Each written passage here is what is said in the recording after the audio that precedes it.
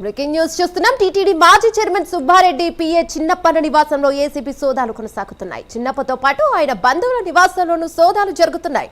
YCP హయాంలో చిన్నప్పన్న ఆదాయానికి మించి ఆస్తులు కూడబెట్టినట్టు అధికారులు గుర్తించారు.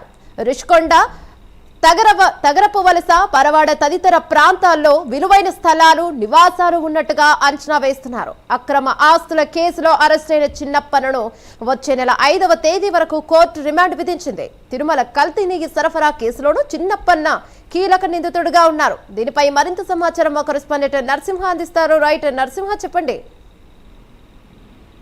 యమునా, చూసుకుంటే తిరుమల తిరుపతి మాజీ చైర్మన్ వైవి సుబ్బారెడ్డి పిఏ అయినటువంటి తిరుమలకు కల్తీ నెయ్యి మరి సరఫరా కేసులో కీలక నిందితుడైనటువంటి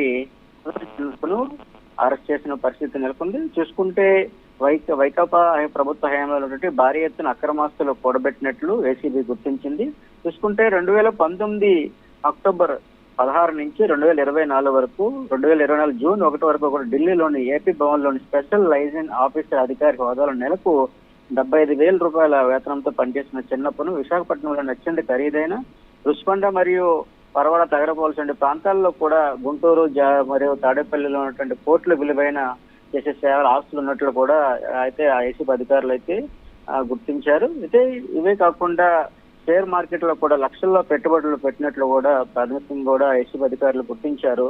చిన్నప్పనిపై అక్రమ ఆస్తులు ఉన్నట్లు కూడా కేసు నమోదు చేశారు ఏసీబీ అధికారులు. అతనితో పాటుగా అతని కుటుంబ సభ్యులు, సంబంధిత నివాసాల్లో కూడా రెండు రోజులుగా ఎగితే ఈ సోదాలు అయితే నిర్వహిస్తున్నారు. విశాఖపట్నం, విజయనగరం, ఉత్తరాంధ్ర ప్రాంతాల్లో కూడా ఈ యొక్క సోదాలు నిర్వహిస్తున్న పరిస్థితి నెలకొంది. ఉత్తరాంధ్ర ప్రాంత వైకాపా ఇన్ఛార్జ్ ఉన్నటువంటి విజయసాయి రెడ్డి 2022లో బాధితుల నుంచి తప్పించినప్పటికీ కూడా తప్పించి వైవి సుబ్బారెడ్డి కూడా అప్పటికి కూడా బాధితులు అప్పగించిన వైనం నెలకొంది. అయితే ఈ క్రమంలోని ఈ ఆస్తులు అక్రమాస్తులు ఉన్నట్లు కూడా అయితే గుర్తించినట్లు ఏసీబీ అధికారులు అయితే గుర్తించారు. ఈ యొక్క సోదాలు కూడా ఆదాయం మించిన ఆస్తుల అరెస్ట్ అయిన నేపథ్యంలో సుబ్బారెడ్డి పిఏని కూడా అరెస్ట్ చేశారు. అయితే చిన్నప్పటి నుంచి కూడా అయితే ఈ యొక్క చిన్నప్పటి వచ్చే నెల 5 వరకు కూడా రిమాండ్ కూడా కోర్టు ఈ యొక్క చిన్నప్పటిని కూడా కోర్టు కూడా విధించి చెప్తున్నారు. అయితే తిరుమలకు కల్తీ నెయ్యి సరఫరాలో కేసులో కీలక నియంత్రణ సుబ్బారెడ్డి పిఏను అయితే అధికారులు అయితే అరెస్ట్ చేసినట్లుగా తెలిసింది. చూసుకుంటే ఈ యొక్క సోదాలు విశాఖ ప్రాంతాల్లో కాకుండా ఇతర ప్రాంతాల్లో కూడా ఆ యొక్క బంధువుల ఇళ్లలో కూడా సోదాలు కూడా నిర్వహిస్తున్నట్లు కూడా ఏసీబీ అధికారులు కూడా చెప్తున్న పరిస్థితి అయితే నెలకొంది. అయితే అతని వద్ద విలువైన ఆస్తులు ఉన్నట్లు, అదేవిధంగా అనకాపల్లి, పరవాడ, మరిపాలెం తదితర ప్రాంతాల్లో కూడా కొనుగోలు చేసిన 160 చదర గజాల స్థలాలు, ప్లాట్లు, విశాఖపట్నం రుషికొండలోని పెబుల్ బీచ్ టవర్స్ లో కూడా ఫ్లాట్లు కూడా కొనుగోలు చేసినట్లుగా అధికారులు అయితే గుర్తించినట్లు పరిస్థితి అయితే నెలకొంది.